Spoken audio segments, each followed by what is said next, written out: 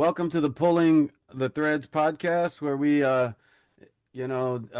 explore the histories, mysteries, and go into textual criticism and the historical critical method. And we take a look at ancient sacred text. Today, I have with me James Valliant, author of Creating Christ, who this is a second interview. So we're doing a bit of a follow up today. I would just like to go ahead and start by asking you, since our last interview, what new projects or things have you been working on? Oh, my golly, I've been working on various things, um, updating my opinions on things, strengthening them, if anything, with changes in scholarship when it relates to creating Christ, but all kinds of other things. Let me just put it that way. I'm involved in all kinds of other activities in my life right now, and we'll just leave it there because they're not directly related to what we're talking about. Makes sense, yeah. Well, that actually goes into my first actual question. Is my first question for you before getting into some of the things where I want to talk about the physical evidence that we have. Most of my theories go with physical evidence found, not theories of when it was written. But as far as your thesis in creating Christ, in what ways, if you were able to update that now, would you update your thesis, or what ideas have you, based on what you said, the updates in scholarship, what new directions or what changes would you make to that? Well, I think, in creating Christ, gave the very standard answer about the dating of the Pauline epistles. And I'm not confident in that anymore. I'd always thought that elements of, say, First and Second Corinthians and Galatians, for example, ju- uh, uh, Philippians in particular, just don't fit with a mid first century dating. I suspect that much of what we call the canonical Pauline corpus is actually post war. I think that there are references, for example, to the temple that are hard to explain except in a context where the temple has been destroyed. In Corinthians, Paul, for example, tells us, we Christians are the church. We are the temple. Jesus is our cornerstone, and it's better. Why is it better?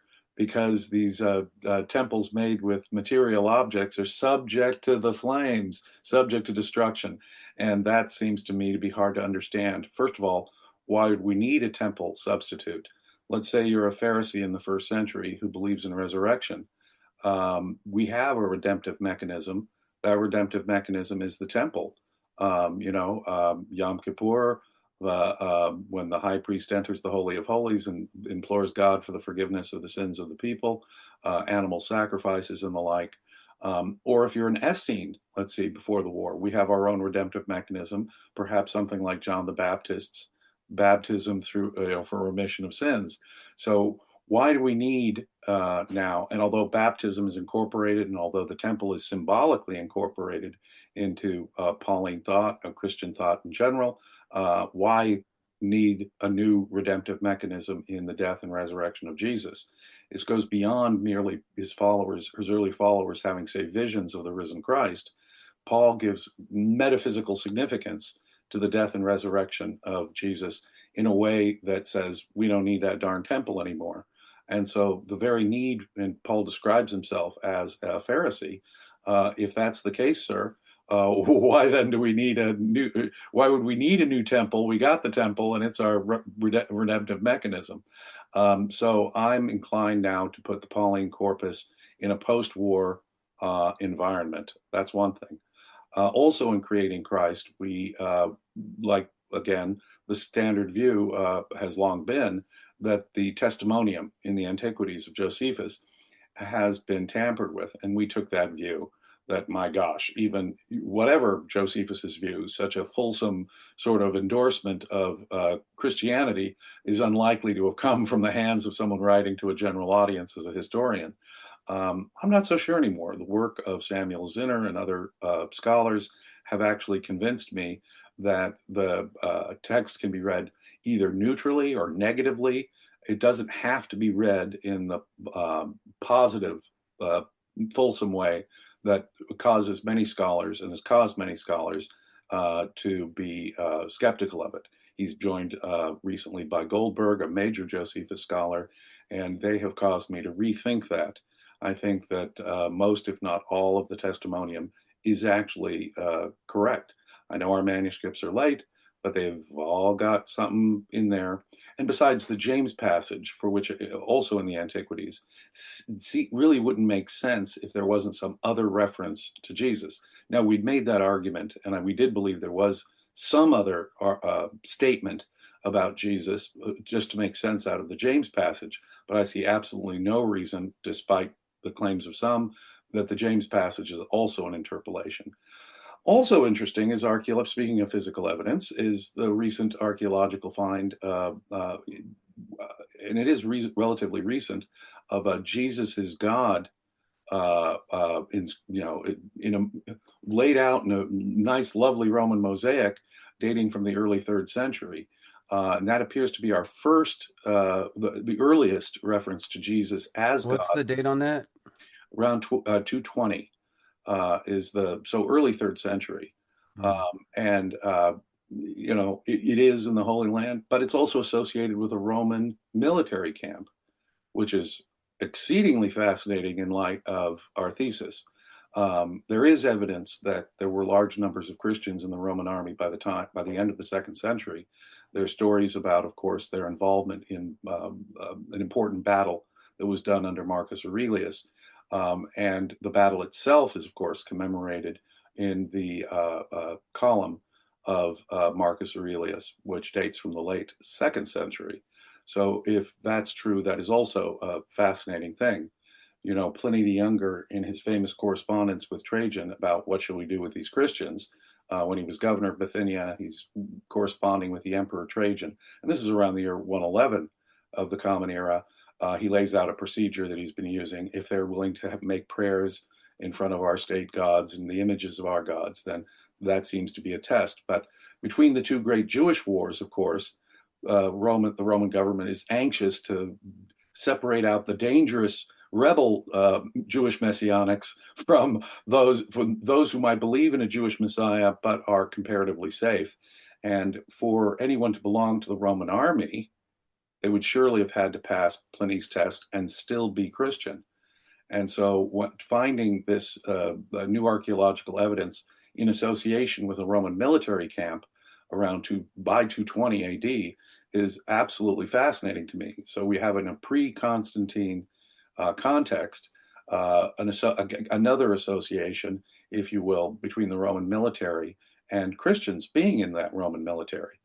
Certainly at least Roman toleration of the idea, which is absolutely fascinating to me. Because, to join the Roman army, you'd have to take all kinds of oaths under these standards, these Roman eagles, which undoubtedly to a Torah Orthodox Jew would be a graven image.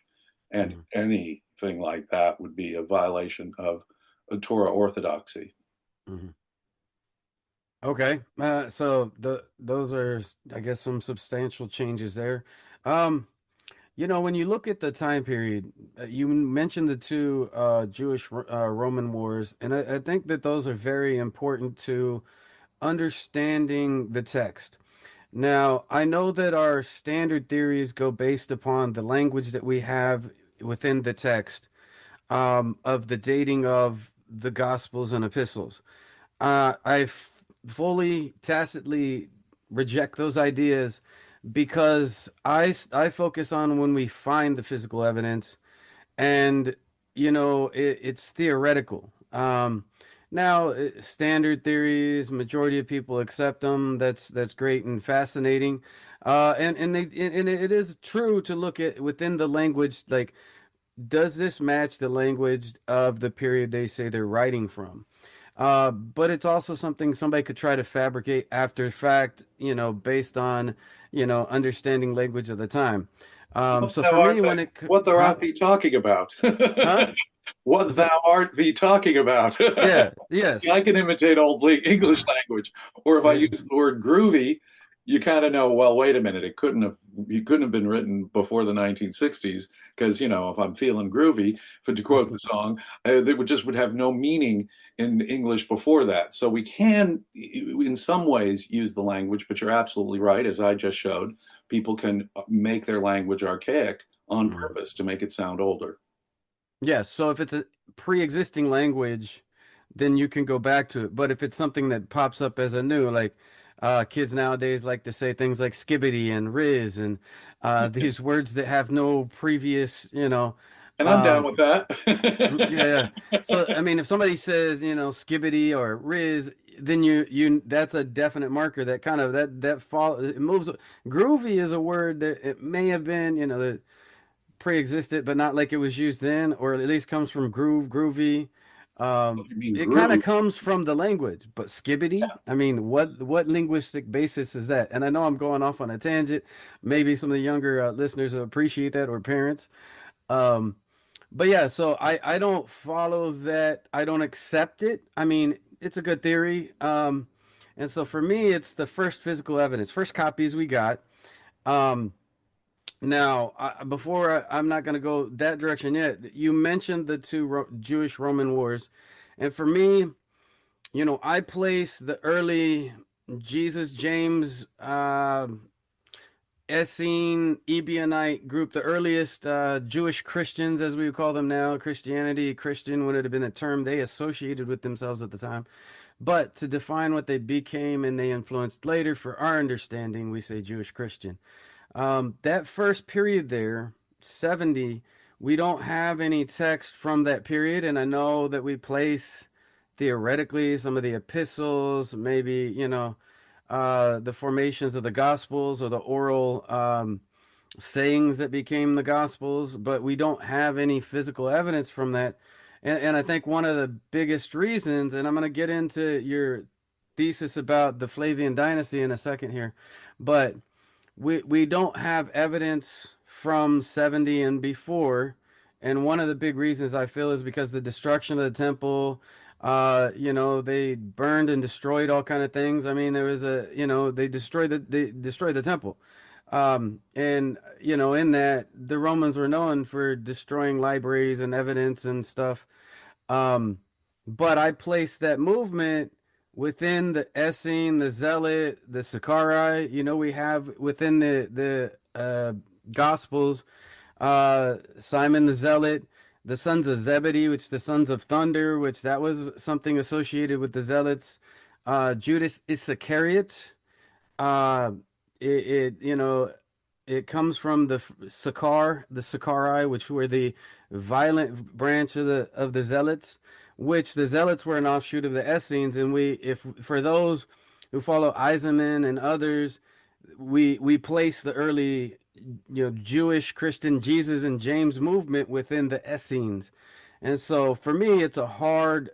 I am really convinced of, the statement, to by a sword and things like that, that there is elements that this movement was violent and revolutionary, and I believe that they participated in the first Jewish Roman War, and the reason that their movement changes after that is because of that, and it's why I believe they didn't join the Bar Kokhba revolt, because their first attempt failed. um but my point is, we have no text from that period. Jumping to the next one, where we have um, the Bar Kokhba revolt, there's another, sacking of Jerusalem, destruction, war that happens. And so we don't have good evidence before that. Now, to your thesis, that the Flavians influenced or wrote the text, I place four layers of redaction in the New Testament when you're looking at text. The one I call the first, the pro-Roman layer, which for me, that may kind of touch on the area that you say the Flavian dynasty had influence. Pay unto Caesar, submission to authorities. I think that's the period those things came in. And then I see the Marcionite layer, which are first physical, like gospel, like proto Luke, I would call it, was Marcions, because the earliest Luke was very close to Marcion's. And so did the Proto-Luke come first or the Marcion's Luke come first? I mean, they're very close because they don't have the virgin birth, the miracles. And like for him, he didn't even rely on Jewish scripture to say he's the Messiah. And so I think there was an early view that maybe that wasn't there yet. Um, and that would have been our earliest, epistle. Then the third layer for me is now the reaction to Marcion, where they start to, realign it with a little bit of Jewishness, because Marcion was like, "Nah, we're cutting it all out." And then for me, the final layer is when we get to the Nicene Council and the Catholicization, the unifying of text and bringing everything together. And I'm not going to go too far there, but for me, for that period post the first Jewish Roman War, the sacking of Jerusalem, destroying the temple, um, I place that pro-Roman layer in there. What is your strongest evidence for the Flavian influence upon that period of time right there?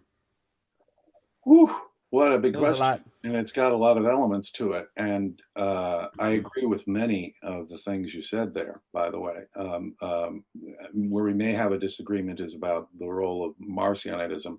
And I don't want to overstate my thesis, because I don't think that the Gospels, I think they were written for their own communities by different hands. Unlike some who believe in Roman or Flavian influence, I don't believe that the Gospels were written simultaneously or anything like that. I think they were written for their own communities by different hands at a later period. And the Jesus movement had been utterly separated from the Flavians at that point, because the Flavians were no longer in power as a dynasty. Now, we are, what you say in the first instance is correct. We don't have any even physical fragments of our New Testament literature until well into the second century. We don't have good attestation to the contents of that New Testament until well into the second century. And so that should cause us to question things. The other thing you say that is very profound and important is documents were destroyed at the First Jewish War. We are so lucky that in the middle of the 20th century, we discovered things like the Dead Sea Scrolls. And they appear to have been hidden away precisely because, and there was this Jewish war. Now, it could have been over a period of time that they were deposited there, but clearly they want to protect their literature, particularly the sectarian literature that we read there, the famous, what's called the sectarian literature of the scrolls, to protect it. And that's because, of course, the rebel movement was smashed and at that period, and the temple was destroyed in the year 70 AD. Now, putting a few things together, though, about timing that I think is important also. Oh, and by the way, in the middle of the 20th century, we found Nag Hammadi. Why on earth would these Gnostics have tried to hide their library in the desert in Egypt, but to protect them against Orthodox Christianity, which was then taking over the Roman Empire? And so, yeah, we have to be aware that literature has been lost, and the literature of the first Jewish Christian, and I think, for lack of a better term, let's go with that, the first Jewish Christian movement was likely to have been not preserved. That I think is true. We have found fragments of Dead Sea Scroll material, sectarian Dead Sea Scroll material at Masada, which fell in 73, which I think is very fascinating and shows a connection between what Hippolytus called the militant Essenes, if you will. And even Josephus gives us hints that there was a militant, despite what he says about the Essenes being peace-loving and so forth. We do even have hints in Josephus that there was a militant Essene movement. And I think our apocalyptic guys like John the Baptist are a good demonstration of that, because surely apocalypse was the genre of our rebels. I think we have circumstantial evidence, though, that needs to be attended to. For example, the Jesus prophecy in the first three Gospels is a very interesting one. He predicts the destruction of the temple, he predicts the destruction of Jerusalem, and he predicts the fulfillment of Daniel's Son of Man prophecy at the same time. And he said it'll happen within the lifetime of my listeners. That would be a big fat mistake if it was preserved to, if that the prophecy suggests to me, like most prophecies, they're post-event. So I agree with those scholars who would say, well, that the synoptics could not have been written before the destruction of the temple for that reason. Jesus gives a pretty detailed description of what would happen that matches that of Josephus. But wait a minute, what about this glorious coming of the Son of Man, which is also predicted to happen within the lifetime of Jesus's listeners? If that had been written too far beyond the event, it would have been retaining a solid, what Christians, certainly later Christians, would regard to be a big fat mistake. Where is this glorious coming of the Son of Man? How did that occur around 70 AD? I don't take seriously the Israel only folks. So it is temple obsessed. It is finding Jesus is the new temple. You know, in the Gospels, they develop this idea even from Paul. And so the destruction of the temple is this huge psychological trauma, if you will, religious trauma and theological crisis that needs to be attended to. And so much of Christian literature as we have it is absorbed with that. We also have consistent attestation, at least, to the fact that Jesus was crucified and crucified under Pilate. Now, what he said and what he did, according to the Gospels, is a whole separate question. But why? First, let's ask the question, why would the Romans crucify Jesus? They must have regarded him as a political threat. And that goes to your point that the original Jesus movement was a kind of rebel movement, or at least associated with violent rebel movements. Jesus is constantly chiding his disciples in the Gospels that no, his kingdom is not of this earth. You guys are expecting, he tells Pilate in John, but more than that, he's telling his disciples, you guys are expecting this earthly kingdom. You've got it all wrong, which is suggesting that the tradition understands that Jesus's disciples were, in fact, expecting an earthly kingdom to overthrow, at least gain independence for the Jews in Judea. That means an earthly revolution, an earthly rebellion, very much like the rebellions we see in the first and second century. Absolutely. The normal conception of Messiah, as we can read in the sectarian documents of the scrolls, is just that. A violent rebellion is to be expected, and angelic forces will help us in this battle, reminiscent of the Daniel Son of Man prophecy. We know that the Romans used Jewish messianic religion in their own propaganda, and this begins with the Flavians. The Flavians really don't have this long, impressive aristocratic lineage like the Julio-Claudians did, and so when they come to power in 69, at the end of 69, the beginning of 70 AD, they have to have a whole new basis for their legitimacy of their dynastic rule. And who do they hire?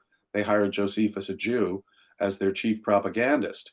And Josephus tells us, well, you know, God has gone over to the side of the Romans, and the main cause of this rebellion are the Jewish messianic prophecies.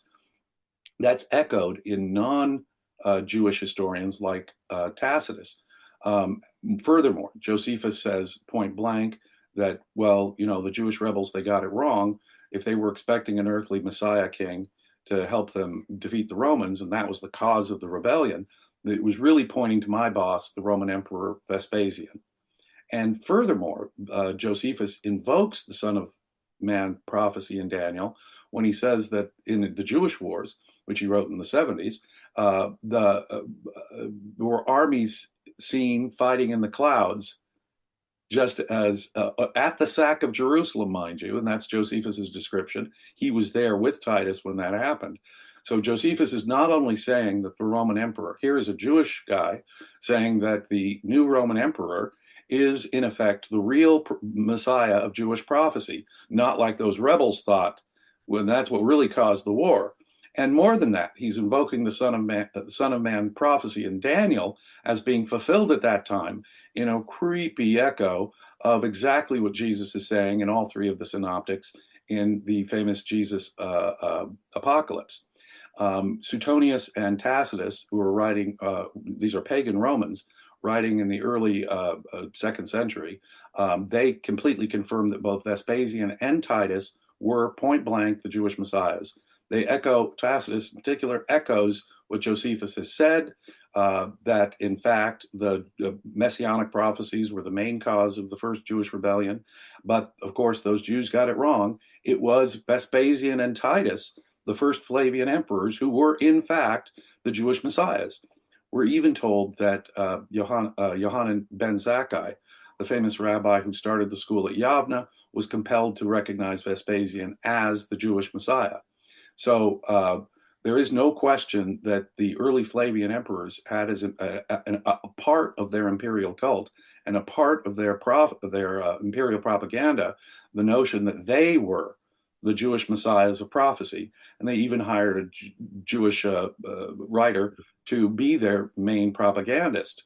Then we see all kinds of connections between the Flavian family and Christianity itself. And here I would turn to Paul's letter to the Philippians. In one relatively short letter, Paul tells us about Clement and Epaphroditus, Caesar's household, and the Praetorium. That is a remarkable little letter. What the heck are we talking about here? He's connected with Caesar's household, and he's talking about a Clement and an Epaphroditus.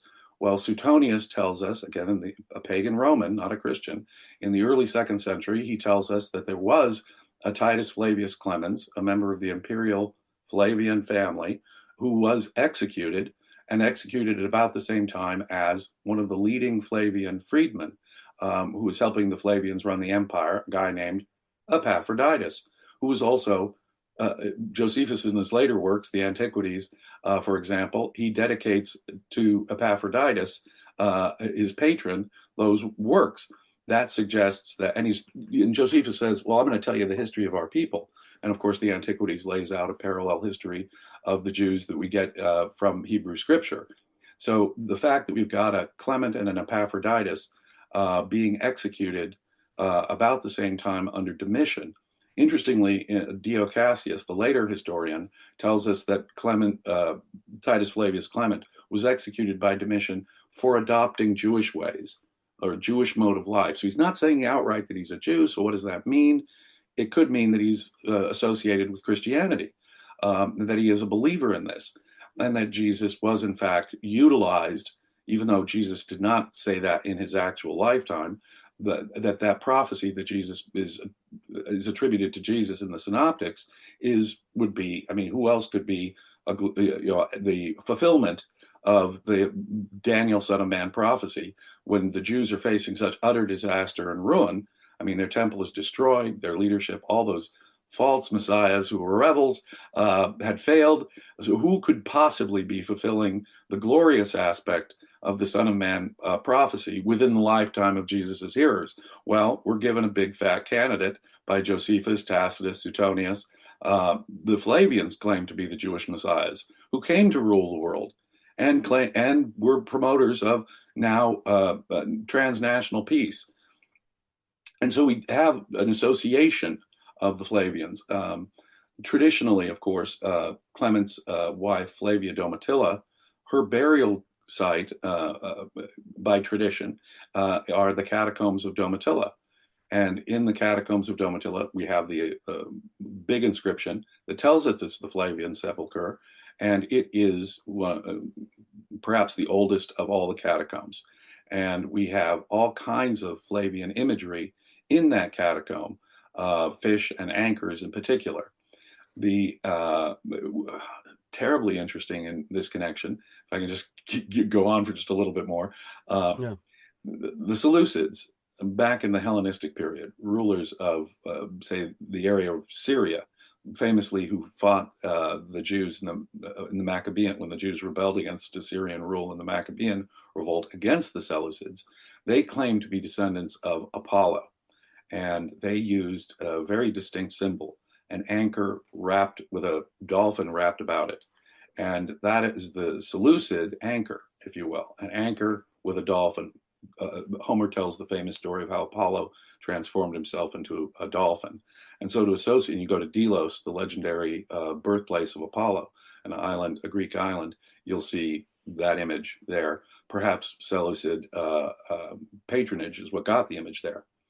Well, we have Clement of Alexandria, another Titus Flavius Clemens, writing at the turn of the 2nd to the 3rd centuries, he is saying that the anchor is an appropriate Christian symbol. He not only tells us that the anchor is an appropriate Christian symbol, he says this symbol came from the Seleucids. If this is correct, then it is, as you can see from the images from the Seleucids themselves, the anchor with the dolphin wrapped about it. What's interesting is that Titus was the first Roman emperor to use the Seleucid anchor himself.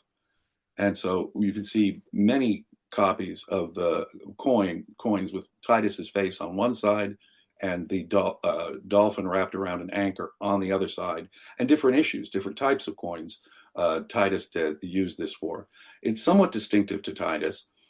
He's the first Roman emperor to use this at all.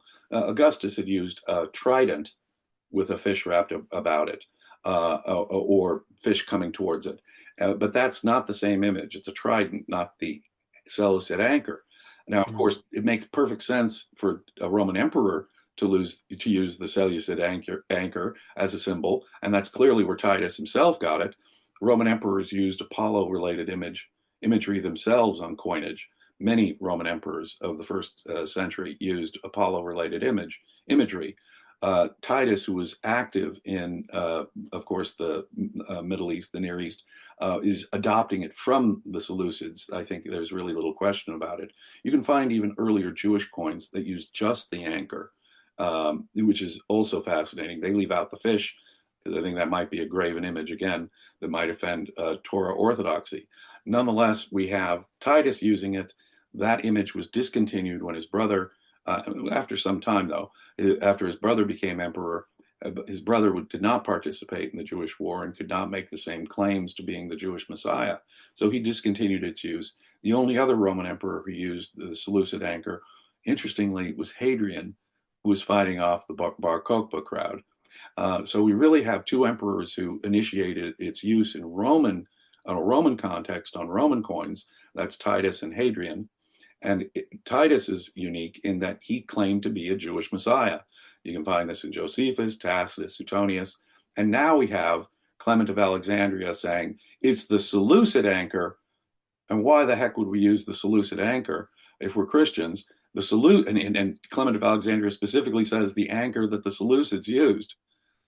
So we have a Christian writing at the turn of the 2nd to the 3rd century saying, use this Seleucid anchor for the symbol for Jesus, a Jewish Messiah, and Titus, who'd claimed to be a Jewish Messiah, was the first Roman emperor and pretty distinctive to him, using this symbol, who was also, and interestingly enough, Clement of Rome, who was sometimes associated with Titus Flavius Clemens of the late 1st century, who was executed by his cousin, the Emperor Domitian.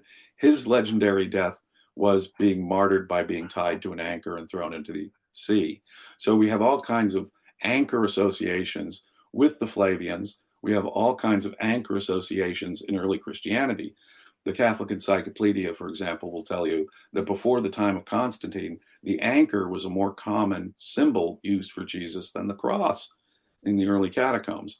So if you're looking around to late 2nd century or 3rd century imagery, you will find more anchors than you will crosses in the pre-Constantine period to symbolize Jesus. But you'll even find these dolphins on the doors of the Hagia Sophia in what is today Istanbul, in Constantinople. So, and you can just walk into an Orthodox or Catholic church today and see all kinds of anchors, all kinds of fish imagery. There's one, if you can see here, the image we have on the cover of the book. This comes from a mosaic that was recovered from Herculaneum that was buried because of the eruption of Vesuvius in 79 AD, when Pompeii and Herculaneum were destroyed by the eruption of the volcano Vesuvius. So it's frozen in time in the year 79 AD, which is shortly into the reign of Titus, the year that Vespasian dies. And because of the earthquakes that preceded that eruption, there was a lot of new reconstruction, remodeling, fixing. And so this image is likely a Flavian era image. And here we can see, if you can see that my background, here is an anchor, and we've got fish, person, aiming towards the symbolic safety of an anchor. So there we even have the overlap of the fish to men imagery with the anchor being used as a symbol of safety. Now, that is, as far as I'm concerned, a perfectly pagan use, but a Flavian era use of anchors and fish. And Titus, of course, would, at the same period of time, be initiating the use of the anchor wrapped by a dolphin. Most ancients believed that dolphins were fish, indeed the king of fish. Um, and so this combination of fish and anchor, but here, interestingly, in a purely pagan Flavian era use, we can see fish and men both aiming towards the anchor. So you go, make you fishers of men. And the copious fish imagery that we hear about in Christian literature. And whew, thank you for letting me get all that out Yeah, yeah. once. Well, and we know that the ichthus fish was a early Christian symbol.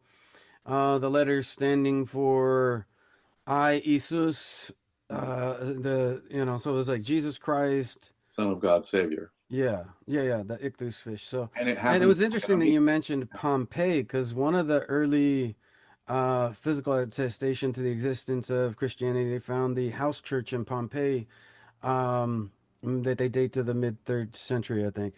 What were you gonna say? Oh yeah, I mean that's exactly it. Everyone is, I hope, familiar with the idea of the fish being used as an early Christian symbol because it does in Greek it does sort of play out a name game which spells out Jesus and some of his titles, Jesus Christ, Son of God, Savior. So if you take the first word for first letter of each of those, it happens to spell out the term fish, and of course that would have mystic significance. It's funny, you might have rearranged a couple of those things or put in a different title, but putting it that way, the fish is absolutely a symbol because guess what? It's also used in the Gospels as symbolism. Um, no question about that. I mean, Jesus recruits Peter and Andrew, his brother, by saying, guys, and fish, the fish miracle of the coin, the fish, the feeding of the multitude with fish, fish, fish, fish, fish. It's all over early Christian literature.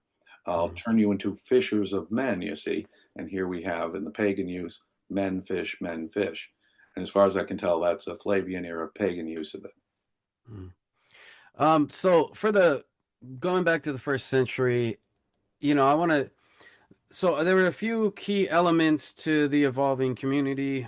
You know, from our best attestation of what existed in the first century, it was majority what we call Jewish Christian groups. The famous of these is Nazarene and Ebionites. The Gnostics, they started to rise, more in the second century. And then the what you call the proto-Orthodox, what becomes Catholicism, which is by extension becomes all of Christianity because everything springs out of that. Even all the Protestant and Reformation movements, they came out of Catholic. They didn't come out of something that existed before. Um, but when we're looking at the first century, there are some interesting clues. For me, there's even some very big clues that Marcion influenced the New Testament as we have it. But for what I see in the first century, we have a majority Jewish Christian groups, and by and large, all of these groups reject Paul as a heretic, and his text is not part of their tradition. When we look at the Ebionite and Nazarenes, they were known to have a Hebrew version of the Gospels, the Old Testament, the Tanakh, and maybe epistles of Peter and James, um, because I know within the Clementine homilies and recognitions, we have various, gospels and epistles attributed to Peter and James. Ones that don't necessarily make it into the New Testament later. Um, but all the majority of groups rejected Paul as a heretic, and none of them accepted him. And so when we're moving into that's first century, move into the second century, the first attestation of what you would call a New Testament with Gospels and epistles is Marcion's, and he is the first to include seven, I think it was, of the Pauline epistles. Um, and it's not till mid second century that we start seeing references to what has been referred to as the proto-Orthodox inclusion of Paul. And so the first attestation that Paul's letters start to become recognized and used is one, the polemics against Marcion, and his, Evangelion and his Apostolicon, I think is what they called it. But it was his version of a gospel, his collection of Paul's letters, because at this point, no one else had a collection of Paul's letters that was in large circulation. And that Marcion's community became kind of attached to the Johannian community because the Marcionites were the first to widely distribute the Gospel of John. Um, because thematically it has elements that kind of line up with Marcion's philosophy. And then we have the rise of the Gnostics. And you mentioned that we have Gospels from, essentially four communities. And as you see them, you have the Jewish Christian groups. You have the Marcionite community, Johannian community. But and there's the biggest clue in the New Testament of Marcion's influence is how Paul's letters play such a big. There's so many of them. When a majority in the first century completely rejected Paul, the Gnostics, so the major groups up until Marcion and the Proto-Orthodox, the Jewish Christians in the first century, the Gnostics, they all rejected Paul as a heretic. And then it wasn't Marcion is who revitalized Paul, and the Proto-Orthodox, because if you look at Marcion's philosophy, it was heavily in Platonianism. The God of the Old Testament was the Demerge, and those ideas are what start to kind of feed this for the secular Jews, the Hellenists, and for the intellectual elite in Rome, this convergence of ideas that starts to take Paul and develop this other religion that becomes Christianity. I know you said you take a different view on Marcion, but I really feel that Marcion really starts to tap into this, Hellenistic influence that you have with just kind of an idea that you want to secularize Judaism and assimilate into Roman culture, and the intellectual elites who were starting to play with the ideas of monotheism, monogamy, moving away from the polytheism. There was an intrigue in that, and I feel like it was that little vein that started to spin off that made Paul popular, because Paul, the problem of Paul is historical Jesus does not rely on Paul. The historical Jesus, when we looks very much like the Ebionite, early Ebionite and Nazarene Jesus, who was Torah Orthodox. His disciples converted people to Judaism through circumcision and mikvah and a communal meal, as can be seen in the Clementine homilies and some of the other, texts from that period outside of the canonical Gospels. And I know that's a lot, but for me, I was just going back to that's where I see the big influence of Marcion propagating Paul, and then that's the catalyst for me that develops what becomes Christianity. Well, I think you make, again, let me focus on the areas where we agree.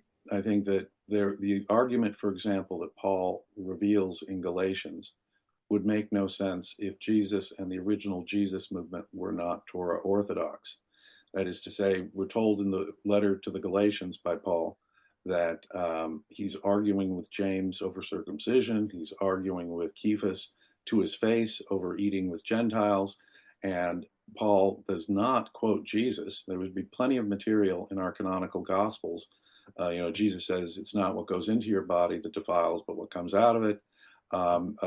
He is critical of the Sabbath. He is critical of the Jewish authorities of the time, Pharisees, scribes, and so forth. He praises the faith of a Roman centurion. Now, in his age of Jewish rebellion, Messianic rebellion, he praises not just a Roman, but a Roman centurion's faith as exceeding that of any Jew. Now, those are all very curious things. Paul does not cite any of that gospel material, which would have helped him in his argument with James and Cephas. Paul rather says, I got this stuff that I'm telling you about in Galatians I didn't get it from men. I got it from my own direct revelation of Jesus. So he has to rely on his own revelation of Jesus. Elsewhere in the Pauline corpus, he argues against circumcision, for example, and he nowhere cites any of the Torah critical material that we get in Jewish literature thereafter, Christian literature thereafter. So it is perfectly obvious to me that this guy who's got his own revelation, according to Galatians, is arguing with earlier leaders of the Jesus movement. That directly tells me that Jesus and his immediate followers were Torah orthodox. And I think that there's no way to understand Galatians except by understanding that what Paul's doing is he's taking the Jesus movement in a whole new non-Torah orthodox direction. When that happened, we can dispute. I'd go further. We look at one of the first references to Jesus that I think is pretty solid in non-Jewish or Christian literature, and that's Tacitus.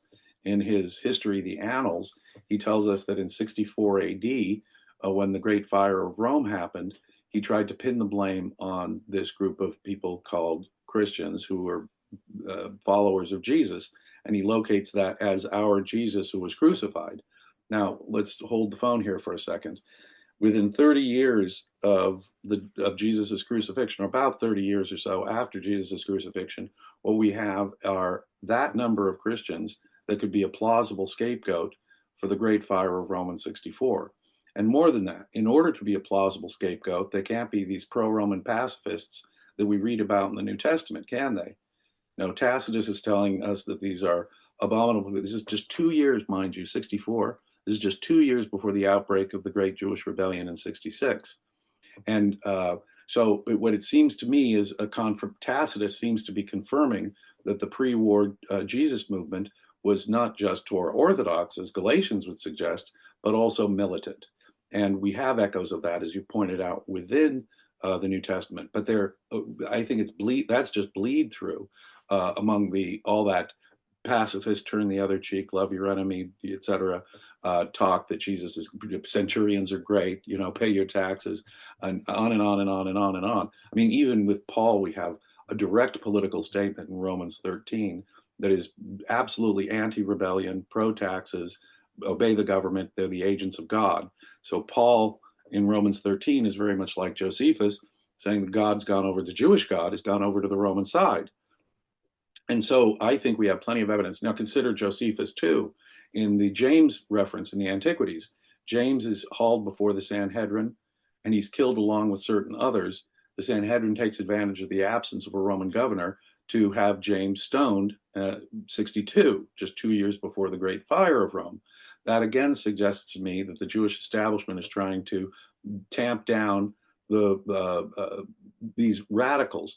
They would be Torah orthodox, and why would they then be offensive to the Sanhedrin? Well, they're militants.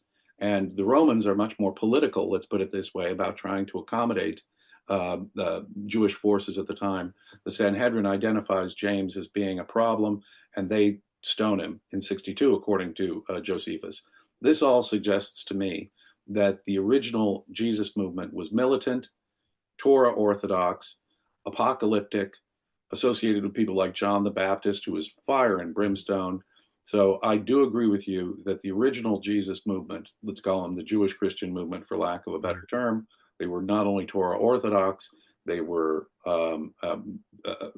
militants. That's why Jesus was crucified. Jesus claimed to be the King of the Jews. That's the charge against him. And what's interesting is that the Gospels seem to be standing on their head or turning themselves into pretzels to blame the Jews for what is distinctively a Roman mode of execution.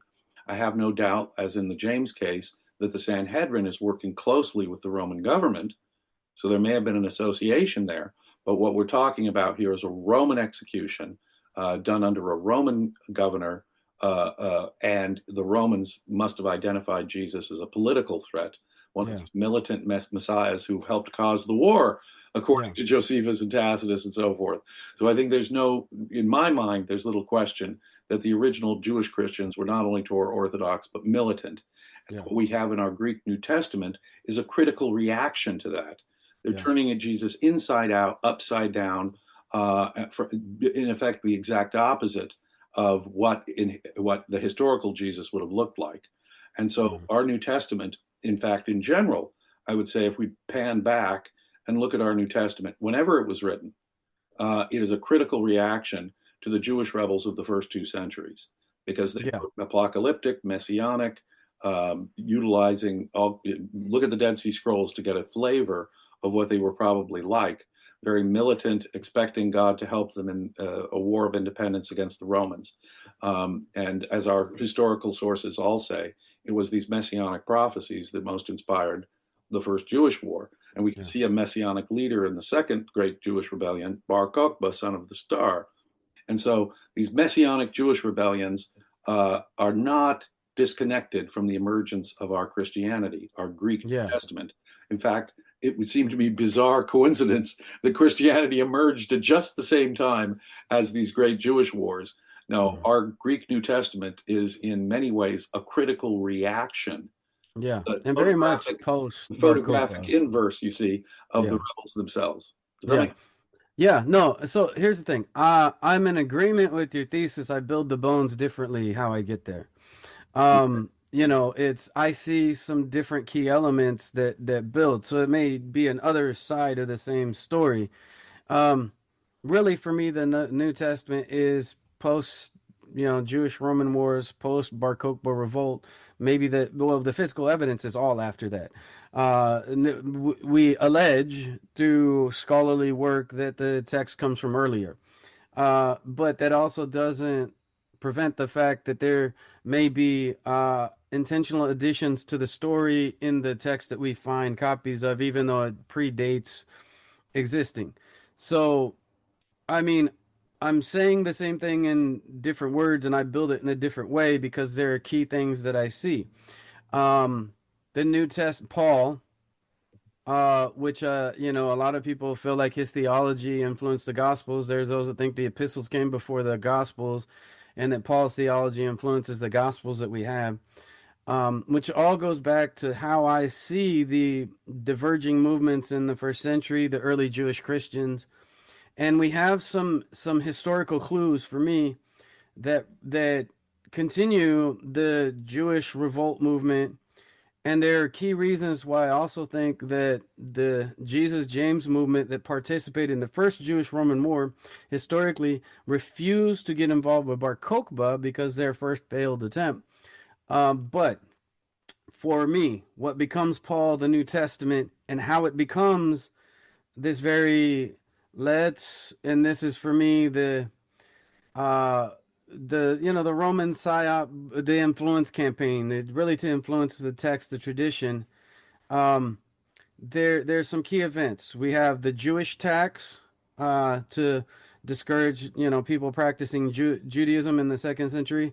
We have for me a key event is the split between the Ebionites and Nazarenes. The early Nazarenes rejected Paul, but then there was a group that accepted Paul's teachings a little bit. And in 90 Common Era, we have the institution of the Birchat Hamanim, the benediction against the Manim, the heretics, where a group of Nazarenes were rejected from the synagogue. And the reason in the Talmud Christians are referred to as Nazarene is because those who followed Paul, that branch of Nazarene, is the branch that the proto-Orthodox latched onto, and that started to develop what became Christianity. It's kind of involved, but I'm not going to get too deep into that. But that group of Nazarenes that were rejected from the synagogue and held on to Paul's, then you see Marcion holding on to Paul, and then the proto Orthodox taking Paul, and then Paul becoming part of the Catholic thing. Within that corpus, and you play in the Jewish tax, you have an intentional redirection where they're trying to move them away from this Jewish messianism. There's a taxation to discourage you from outwardly expressing Jewishness because then you get taxed. Then they have this textual tradition that starts to play into Platonianism, Hellenism, finds ways in secular, in um, Hellenistic Judaism, with influences from the Greek Septuagint, and moving more into that intellectual frame that starts to build the Pauline epistles, the gospels that are influenced by that. And I'm not saying that the gospels don't reflect the communities they came from, but they show textual influence from the epistles. And so for me, there's this line, like they're trying to course correct. They don't want to keep having these violent revolutionaries, and so they're trying to find a way to appeal to the intellectual elites, the Jewish Hellenists, the those who want to assimilate with Roman culture, and they start trying to influence the text in that direction. That's kind of where I see some key clues. I know I build the bones differently though. Well, it's very interesting the way you build the bones, though. I mean, it's fascinating. I think the Pauline epistles do precede the Gospels. Paul is largely ignorant of the stories and content of the Gospels. Like we can start there. Secondly, the Gospels reflect a Torah critical Jesus, a pro Roman Jesus, a Jesus who can praise centurions, tell us to pay our taxes, and more than that. I'll come back to that in a second. But there is no physical resurrection in Paul's letters, for example. And so there's little question in my mind that the Pauline epistles, whatever we regard as the first and authentic Pauline epistles, come before the Gospels. As I say, otherwise Paul would have cited all of the convenient material that you find in the Gospels that would support the Pauline position, both in a pro-Roman political direction, but also in a Torah critical direction. And more than that, the Gospels are developing the idea of resurrection to an empty tomb and a physical resurrection, where in John, doubting Thomas is actually touching the wounds and so forth of Jesus. So I think we have to place the Pauline epistles before the certainly our canonical Gospels. There's no little doubt in my mind about that, and that the Gospels are developing Pauline ideas and seeming, in my view, to sort of reconcile the different strands of Judaism, including the nascent, as you point out, there's Ebionites that are basically carrying on this tradition, the poor, you see, carrying on this tradition from Jesus in a more authentically Jewish way. And so the Gospels, I think, are an attempt to reconcile different strands and leaning in different directions. Matthew is leaning more in the Jewish direction as much as he can. Luke, Acts, is obviously leaning more in the Gentile direction. He wants to tell us the story of how the message came to the Gentiles in the book of Acts and so forth. And from other aspects of the content. I mean, for Matthew, everything is a fulfillment of Scripture, even if it's not a fulfillment of Scripture, and so forth. So it's as though they're writing for slightly different audiences, a more Jewish leaning audience in the case of Matthew, a more Gentile leaning audience in the case of Luke. Now, on the other hand, I think we can't dismiss a relatively early composition to the Gospels. Jesus, otherwise, I mean, forget the Flavian connection even for a second, to put into Jesus's mouth a prediction that there'd be a glorious coming of the Son of Man within the lifetime of his listeners would be to preserve a big fat mistake if we get too far away from the moment of the temple's destruction. So I think we can use textual clues within some of the texts to indicate how approximately when they were written, or how far away they sort of had to have been written. Now, it added to the complexity, though, as you point out, is the Marcionite edition of Paul's letters, the Apostolos, the Apostolicon. I tend to think, and I will defer, to other experts on this, but I tend to think that is a reduction. I mean, it's not always the case that the shorter, simpler version is the older version. I think there were elements that Marcionites found objectionable in even Paul's letters. And so I tend to think of the Apostolos as a reduction, an edited down version of Paul's letters. Now, lots of people were writing in the name of Paul. I mean, in fact, his letter to the second letter to the Thessalonians, he says, ignore all those letters that seem to be written in my name, which suggests that there were a whole bunch of letters of Paul that he's asking us to ignore as not genuine. that means that there was a variety of letters that said a variety of things, and could, I mean, as Paul himself says, I'm all things to all men. To those under the law, I'm under the law. To those not, I'm not, so I can win over as many as possible. Well, it's an overt statement of sort of hypocrisy right there and Mm. dishonesty. He's trying to be all things to all men, even if he has to change his tune, change it like a chameleon changes colors from one audience to the other. Um, this suggests to me that Paul could be utilized by a variety of communities. Mm. This also suggests to me that we have a variety of what we might call Christianities. Certainly Mm. by the second century, we've Mm. got different schools of the Jesus movement. Those that are trying to incorporate Paul's pro Roman, anti Torah views are what's going to be reflected and what become our canonical gospels. But surely there is some kind of gospel of the Ebionites or gospel of the Hebrews. And boy, I would love to see the full text of that, Mm. because that I think might reflect the more authentic Jesus movement, which, as I say, by inference, I strongly suspect was Torah orthodox and more militant. Now we are given quotes of that because from church fathers and stuff, which give us some idea.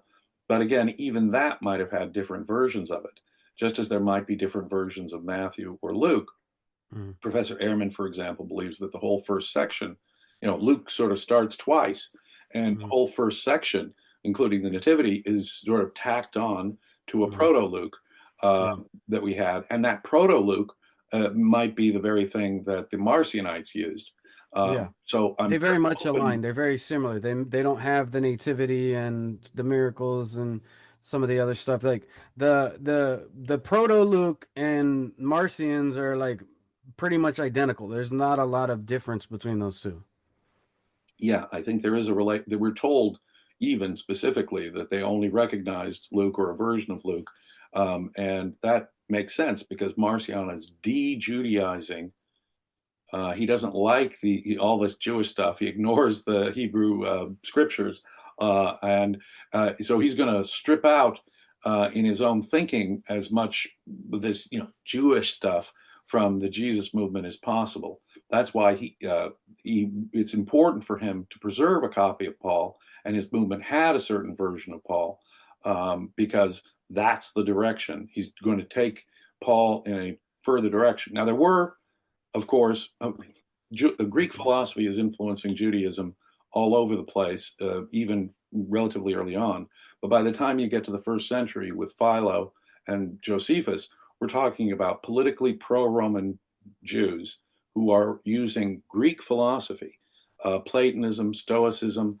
And Josephus is telling us, comparing the different Jewish sects to two schools of Greek philosophy. Philo himself, there's no question, he's absolutely integrating Platonism, Stoicism, the Logos idea, working it into Judaism. But Mm. both Philo and Josephus, of course, are politically pro Roman Jews as well, Mm. unlike the Jewish rebels of the time. Yeah.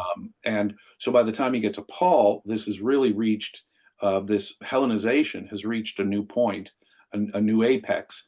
And Mm. Paul has thoroughly, if he has to twist Hebrew scripture on its head to make its point, and he will twist Jewish scripture on its head to make his point, he's taking that Hellenization, this influence of Greco-Roman philosophy and politics to new heights. Now, when that happened, I think I'm going to be still, although I have, as I say, moved away from a mid first century view of Paul's letters, I still think it's a first century context for various reasons. Paul has to be, in my view, writing before the Gospels, and the Gospels themselves could not have been written too much after the destruction of the temple. Otherwise, Jesus' prophecy would really look like a big Mm. fat mistake that really has Well, not been explained by Christians, that the glorious coming of the Son of Man is going to happen within the lifetime of Jesus's listeners around 30 CE. Well, when you've passed a century beyond that, it really becomes obvious, big glaring mistake. And so the Gospel of John, which most scholars regard as the last of the Gospels, excludes that altogether. that prophecy has become somewhat irrelevant and somewhat embarrassing, let me suggest, to early Christians. This Mm, would suggest that the Gospels were written sometime between the two Jewish wars. And as I say, the other evidence suggests to me that Paul's authentic letters, at least, were written before the Gospels, although in a post war context. This would place at least the beginnings of our canonical literature through textual evidence and inferences we can draw from what the text is saying between, the two Jewish wars. So I believe that most of our New Testament, that's why it had canonical authority later on, was written, although there was all kinds of other literature, letters of Paul that he's dismissing in Second Thessalonians and so forth, much more Hebrew connected to the Jewish Christian movement material. I think there's all kinds of other literature, but our canonical, what would become our canonical Christian literature at a later phase, was written between the two Jewish wars, or no later than around the time or shortly after Hadrian. I, mm, it just from the textual evidence, I think that's the strongest case to be made. Um, yeah. Well, that's how I believe what I believe. Let me put it that okay. I mean, it's reasonable. I always just go back to when do we first first physical copies, and the first physical copies, the oldest Paul's epistles is Papyrus 46, which they date to around 200 Common Era. So for me, like it's the physical evidence before everything. The theories are helpful in understanding where this may have came from, but for me, I push back on the theories. I'm like, it's a good theory. I mean, it's reasoned, it's well thought out, it's logical, makes sense. For me, the physical evidence is what is prima facie, the most important thing for me. And then, we do work to rebuild where this came from. it's a minimal date, though. When we get the Yeah. physical evidence, we know it exists by the point we start getting the physical evidence. It doesn't tell us that the material in the text itself wasn't written earlier. In fact, there may be if there is good reason to believe that it was written before, we should attend to that evidence, it seems to me. And it's hard to deny,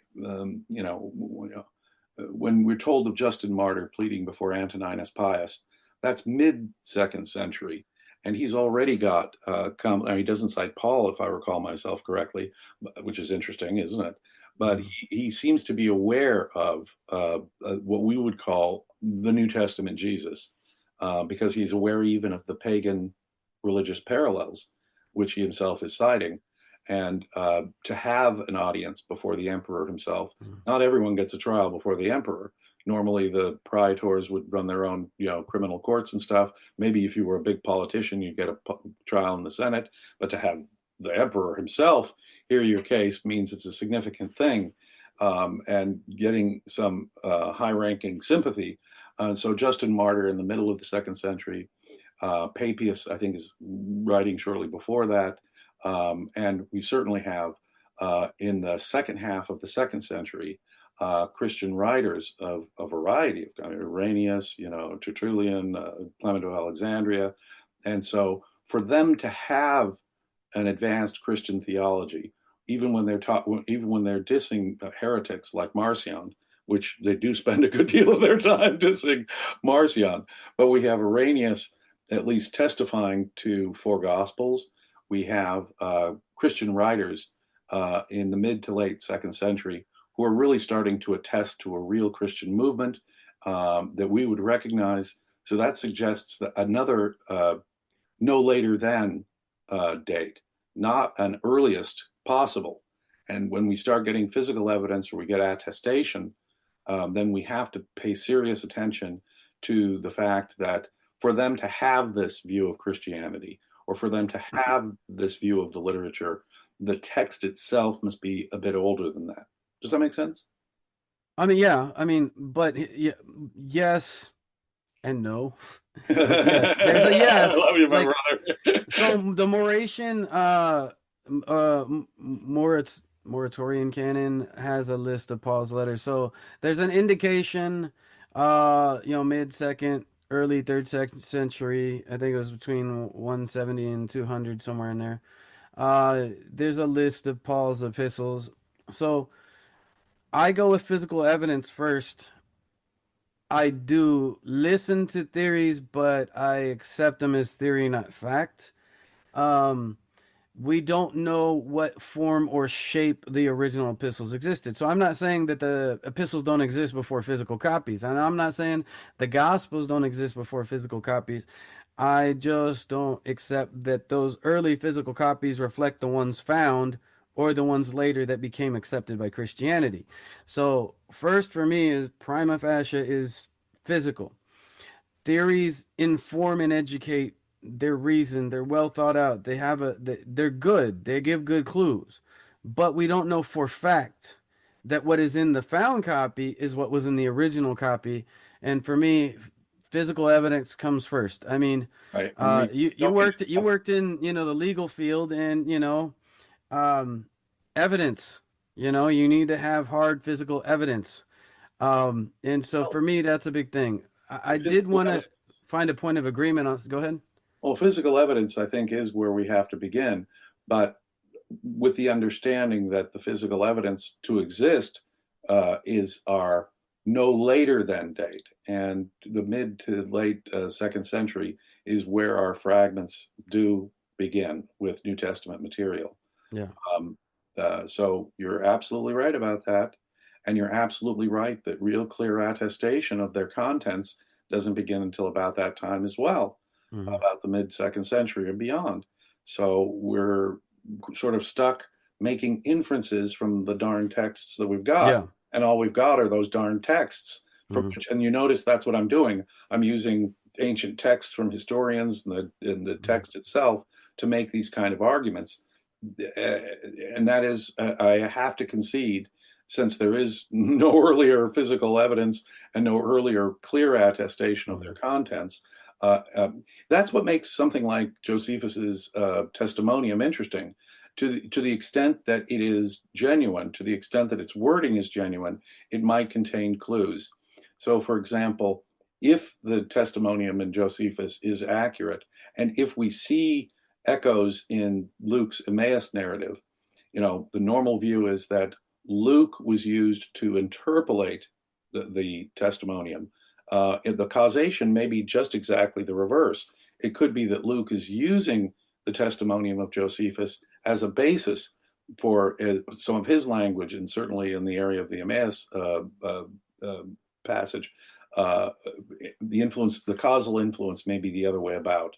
So a Hmm. lot will hinge upon, for example, what we think about the authenticity or how much of the testimonium is authentic, something like that.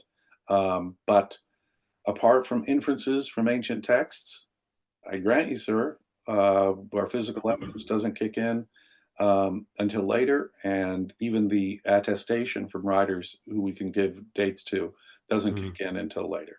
That's simply a fact. Yeah. So I want a point of agreement that I want to build a lot more to that's very interesting to me. You mentioned the Hellenistic influences that come into Paul and then the development of epistles and gospels. So the sons of Zadok, the Sadducees, this term Sadducee comes from the Zadok, the sons of Zadok, was also referenced in Qumran, and we have within the Dead Sea Scrolls, we know that the sons of Zadok, the Sadducees, relied heavily on Enochian, the books of Enoch and Enochian literature. And the thing that the Judaism branch that was hijacked and turned into Christianity, you find within Pauline epistles references to Enochian Judaism, uh, the battle between good and evil. It very much comes from the Sadducean view. Now, the reason I want to connect this is because the Sadducees were the ones running the temple at the time, and all of these movements, the Pharisees, the Essenes, the Zealots, the Zachari, saw them as impure because they aligned themselves with Roman elite and Hellenism. They were more Hellenistic. They were secular intellectuals who looked into For one, Enochian text and Daniel, they had apocalypticism of the New Testament, real revelation and stuff like that really comes from the influence of the Sadducees in the temple. Now, for all the other groups, we have all the other Jewish movements, because we have diversity of Judaism in the first century, but all of them but the Sadducees, the Pharisees, the Essenes, the Zealots, the Zachariah, all saw the temple as impure because it aligned with Roman views and values and was aligning with Hellenism. And to them, that made the temple impure, and that's why they didn't participate. It's why the early James movement they were vegetarian, because they wouldn't consume meat, because meat was part of temple sacrifices. Therefore, if it's impure, we're not going to consume it. Um, but so it's that intellectual elite, the sons of Zadok, the Sadducees, and you can see the Enochian Judaism influence in Paul's epistles. The battle between light and darkness, the angelology and stuff, and I believe that's also where the attachment to apocalypticism, and for what you mentioned, post revision after the destruction of the temple, they add in their prophecy of the destruction of the temple. I feel like the branch of Judaism that was hijacked by Paul and those after him was Sadducean. And this is why, and others don't see Paul as a Pharisee, because he said, I become all things to all people. He claims to be a student, but he does not of Gamaliel, but he doesn't represent Gamaliel's ideas. His ideas are the opposite. They're not.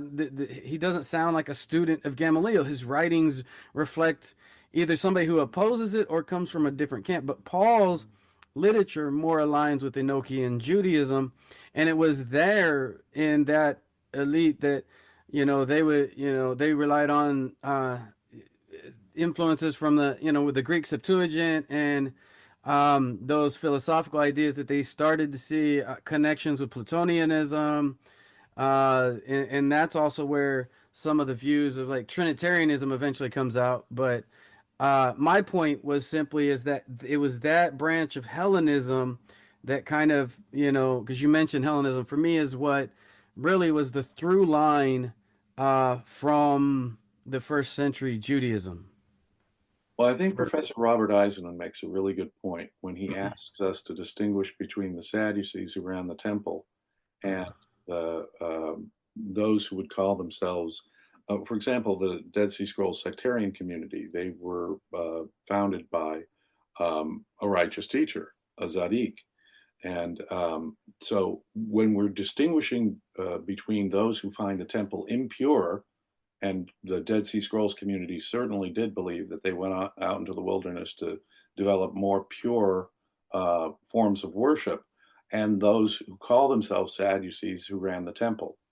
Philo and Josephus make it quite plain that when they divide up the schools of Jewish thought at the time, the ones that did not believe in the resurrection of the soul were the Sadducees, and those are the Sadducees who are strict Torah orthodox. There's no resurrection of souls in the Torah, and they're the ones who are running the temple. It seems to me that makes good sense, but it wouldn't make good sense if you didn't believe in the resurrection of the souls and you're that kind of Sadducee, that you would have this kind of apocalyptic literature that would use, say, Daniel, for example, as we've talked about, which talks about the resurrection of the souls. So I would distinguish, like Professor Eisenman does, between the Sadducees who run the temple and who don't believe in a resurrection of souls, according to Philo and Josephus, and what might be called the followers of the righteous teacher, or the righteous one, the Zadik, that we would read about in the Dead Sea Scrolls community. So the Essenes would regard themselves as righteous and super righteous, and yet they are distinguished and set off as and if they are connected to the the Dead Sea Scrolls community, and these Essenes are somehow connected, if in fact our Dead Sea Scrolls sectarians are these militant Essenes that Hippolytus mentions, then what we're looking at is a different group, certainly, than the Sadducees who ran the temple, who were probably cooperating with the Romans, and were probably knee deep in Roman politics with the Romans. and they're not particularly, we're told explicitly, like I say, by Josephus and Philo, they don't believe in the resurrection of the souls. And that seems to me to be at odds with our Dead Sea Scrolls community and what would be the militant Essenes Yeah, that, I agree with that dichotomy. I mean, yes, I agree. There are the ones who were associated more with the Essenes, and then there were the ones that were involved with the temple, but collaborated with Romans and did seek to Hellenize. So yes, I agree that with the dichotomy you just pointed out. I didn't give that nuance when I was stating it. My point was there is those within the Sadducean branch, that Hellenistic Sadducean, that did look to the Enochian literature, and we find influences from the Greek Septuagint within the writings of Paul and the epistles, which, it follows that line of Hellenistic Judaism that accepts the Enochian text, because we find in the epistles it seems like the New Testament aligns more with the Enochian Judaism texts that come from Enoch, especially in the epistles and in Paul's theology, at least it seems like. I agree with that. That was more my point, Yeah, and the I Enochian didn't give the literature, the dichotomy of the two extension groups, so that was literature. my I error. mean, Go ahead. Paul himself has, well, he says he knows of a man, and is generally thought to be a self-reference, who was Mhm. caught up into the levels of heaven and so forth. That is so, I mean, there are several ways, but that just strikingly stands out. That the Enoch literature and the ascension type literature is having an influence, insofar as it already exists at the time of Paul, it's having a direct and important influence on Paul. So there, I have to agree with you, sir. Yeah. Yeah. No, thanks for catching that, because I was oversimplifying and I wasn't thinking about because I know there's a group attached to the Essenes that was didn't they would have had a critique of the temple Sadducees as well. Um, but for me, the problem of Paul, and you just did a episode, I think, with another podcast where you talked about how the historical Jesus is without sans Paul, without Paul. Um, for me, the historical Jesus, when you really look at him, does align with the Ebionite Nazarene early view, a a Jesus without Paul, because you really don't have the Jesus of the New Testament or Christianity without Paul. And for those who want to look at whether you're looking at the quest for the historical Jesus or these different ones, one through line, I mean, they all agree on two things. The baptism and the resurrection are only two things we're clear on. The rest is hotly debated. Um, but the other thing is, majority of all the historical critical scholarship see Jesus as a Jewish reformer within Judaism, not seeking to create a new religion. And all of that for me aligns with the early Ebionite Nazarene views of a non-divine human prophet who is calling for the uh, purification of an impure temple. He was calling for a purification of the temple. Like the earliest Ebionite, that's what he was calling for. And then you have the messianic kingly aspirations to overthrow, which we have indications of. But I find that the historical Jesus, you don't need Paul. And I didn't get a chance to listen to. I saw that you had done that episode, but Well, the Paul Christian, is really a problem. Paul is what creates Christianity. right. It was interesting that we did the discussion last night with a Christian, and he was laying out, non-Christian sources. He indicated the Talmud, but we were also talking about the correspondence between Pliny the Younger and the Emperor Trajan, Tacitus, his mention in the Annals, and Josephus, of course, which we all agreed were independent attestation to Jesus. But more than that, I think you're right that the what we call the Ebionites, there is no doubt in my mind that they believed in a more earthly, mortal Jesus, a Torah Orthodox Jesus, and that is where I think we have to look for the original Jesus movement. Jesus and his immediate followers are undoubtedly more like those Ebionites, no Mhm. doubt about it. And that Paul and our Greek New Testament authors, they're taking the Jesus movement in a whole new direction, using Greco-Roman philosophy, and having a distinctly pro-Roman political perspective. And that's sort of the elbow that Paul represents. He is using this messianic movement, this Torah Orthodox messianic movement started by Jesus, and turning it on its head, turning it inside out if necessary, just as he does with Hebrew scriptures in general. Paul is changing the Jesus movement. But it's that movement that gives us our Greek New Testament and what we call Christianity, which is, it seems to me, in many ways, the photographic negative of what the original must have looked like. Mhm. You know, and that's another big smoking gun red flag for me is that Jesus spoke Aramaic and when in synagogue read in Hebrew. And we don't have like original Aramaic Hebrew Gospels. We have writings in Koine Greek. And so like there is a loss in translation when you study languages because I've studied Hebrew, Paleo Hebrew. I've done studies of Greek, and you understand there's nuances to words, and in translation there's always loss of translation. If you understand Hebrew words, the idioms have multiple meanings based upon context, and if you take one word and you translate it the exact same way through into English, you're gonna lose the nuance of how it in many times has multiple meanings, like the word chesed.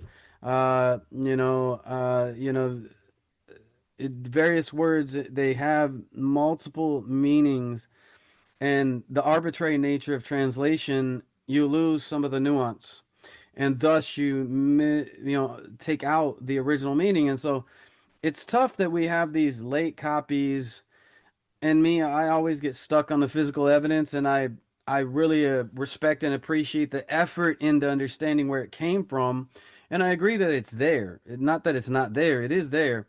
It's just that I need the earliest manuscript to accept it. Well, we I keep finding, like I say, it was a remarkable mm, thing what we found yeah. in the middle of the 20th century, with the discovery of Nag Hammadi texts, with the discovery of the Dead Sea Scrolls, that has deeply enriched our understanding of the religion of the period, both Gnostic Christianity and pre-war sectarian Jewish messianic thought. That has been a huge thing. We're also continuously discovering new inscriptions, new physical evidence. So all we can do, my brother, is hope that that process continues and Yeah. that we keep getting more texts and more physical evidence, actual inscriptions and stuff that might help us at least give us clues to filling out this picture with greater certainty. All right. So yeah, we've had a good conversation today, covered some really good points. Is there any final words that you would like to give before we sign off here? No, thank you for this wonderful conversation. It really was fun and fascinating. So thank you, sir. All right. Well, I want to thank for everybody for listening to the Pulling the Threads podcast. Please like, subscribe, and share this, and stay tuned for more episodes coming in the future.